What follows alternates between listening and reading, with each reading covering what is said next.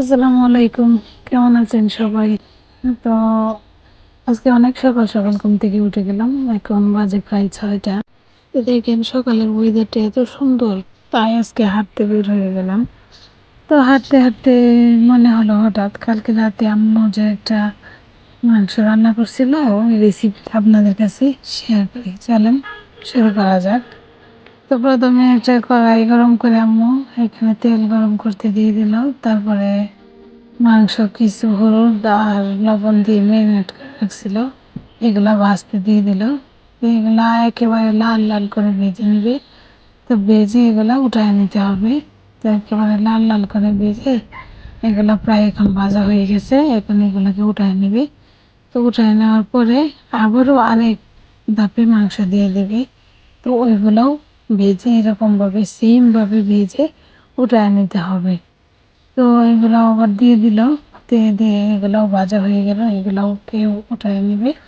তো নেওয়ার পরে আজকে মাংসটা আলু দিয়ে রান্না করা হবে, তাই এখানে আলুগুলো ভেজে নিল। তো আলুগুলোকেও সেমভাবে লাল করে ভাজতে হবে মাংসের মতন করে।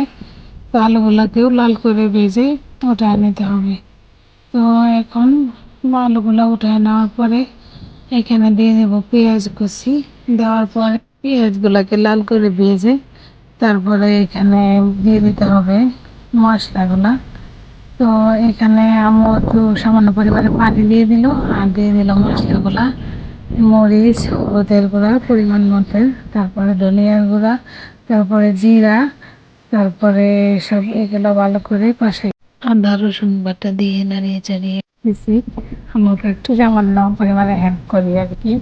তো এইখানে আবার লবণটা দিয়ে দিলাম, তেজপাতা দিয়ে দিল। তো দেওয়ার পরে এগুলাকে ভালো করে কষাতে কষাতে পরে এখানে আলুগুলা দিয়ে দিল। তো আলুগুলা দিয়ে তারপরে এখানে মাংসগুলা দিয়ে দিল। তো মাংসগুলা দিয়ে এগুলাকে ভালো করে নাড়িয়ে চাড়িয়ে কষিয়ে নিয়ে, তো মাংসগুলা ভাজার সময় অর্ধেক সিদ্ধ হয়ে গেছে আর আলুগুলাও ভাজার সময় অনেকটা সিদ্ধ হয়ে গেছে।